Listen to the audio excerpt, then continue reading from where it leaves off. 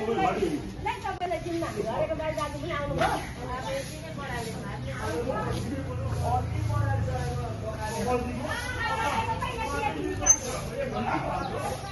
नमस्कार। नमस्कार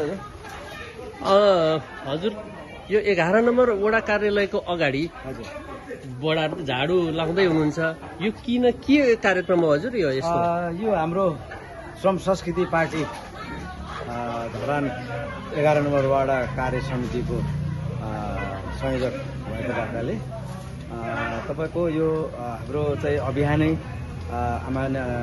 आदरणीय माननीय हाम्रो माननीय हर्कसामाङ राईज्यूले जुन एउटा सफाई आफैबाट सफाई गर्नुपर्छ, परिवर्तन आफैबाट गर्नुपर्छ भन्ने उहाँको यो मानबाणीलाई हामीले आत्मसात गरेर केही वर्षदेखि उहाँको पछाडि लागेका छौँ र यही सिकाएर जानुभएको छ।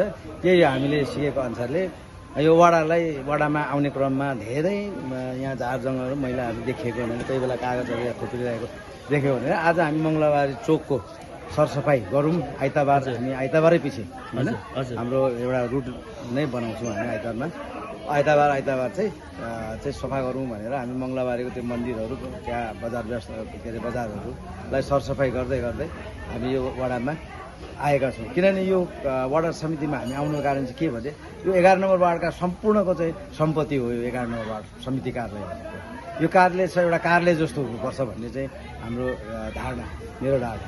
त्यसले गर्दाखेरि यो यसमा तपाईँको बाहिरबाट पनि यहाँले सेवा लिन आउँछन् होइन र कति महिलाहरू छ बाहिर 11 नम्बर वाडाको चाहिँ एउटा व्यवस्था पनि राम्रो गर्नु रहेछ, सरसफाइ व्यवस्था पनि राम्रो गर्नु रहेछ भन्ने कुरो चाहिँ त्यस्तो गलत मेसेज चाहिँ नजाओस् भनेर यो सायद अब यहाँ कर्मचारीहरूले पनि भ्याउन नसकेको हुनसक्छ होइन।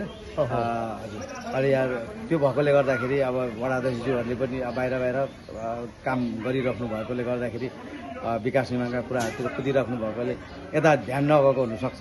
त्यसले गर्दाखेरि आज हामीले यसलाई चाहिँ टार्गेट गरेर यसलाई चाहिँ सरसफाइ गरौँ होइन भनेर चाहिँ यो वरिपरिका झारहरू सबै यो भित्ताभरि झारै झार उम्रेको थियो, अस्तिसम्म देखिहाल्नु होला।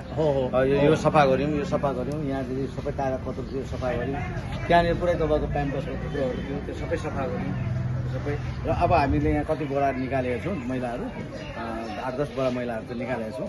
अब हामी यो राख्छौँ भोलि मङ्गलबारको दिन चाहिँ यहाँ सोमबारको दिन चाहिँ यहाँनिर चाहिँ सफाइको गाडी चाहिँ आउने, मैला उठाउने गाडी आउँछ नगरबाट, त्यो गाडीमा भोलि हाल्छौँ। अहिले हामी फाल्ने ठाउँ हामीसँग व्यवस्था नभएकोले गर्दाखेरि अझ एउटा गाडी पनि व्यवस्था भएको अहिले नै फाल्थ्यौँ त्यो भएकोले गर्दाखेरि अहिले भनेपछि हामीले बोरा चाहिँ पोका पारेर रोडको छेउमा राख्छौँ आजको लागि चाहिँ। अनि अब यो सरसफाइको कार्यक्रममा वडाले हामीलाई सहयोग त्यो व्यवस्था यो फोहोर मैलालाई व्यवस्थापन गर्नको लागि केही सहयोग गरिदिनुहुन्छ कि पछि भन्ने मलाई लागेको छ होइन।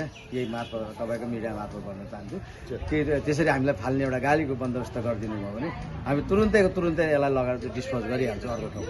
अनि के अरे वडा कार्यालयमा हाम्रो अध्यक्षज्यूसँग यो विषयमा हजुरहरू गएर केही प्रस्ताव राख्नु भएको छ कि? अहिले हामीले त्यस्तो केही राखेको छैनौँ हजुर। अब 1-2 दिन पछाडि हामी राख्छौँ यो व्यवस्था मैलाको हर जब वडा नम्बर 11 भरिको हर टोल चोकमा कहाँ चाहिँ हामी हेर्छौँ घुम्छौँ, कहाँ बढी मैला देख्छौँ हामी त्यहाँ सरसफाइ गरेर त्यहाँका चाहिँ घरका मानिसहरूलाई बासिन्दाहरूलाई पनि सफाइको लागि चाहिँ सहयोग गर्नुपर्ने रहेछ भनेर चाहिँ उहाँहरूलाई पनि जागृत गराउनको लागि हजुरकै मिडिया मार्फतबाट आइतबार 11 नम्बर वार्डका चाहिँ बासिन्दाहरूले होइन यहाँका चाहिँ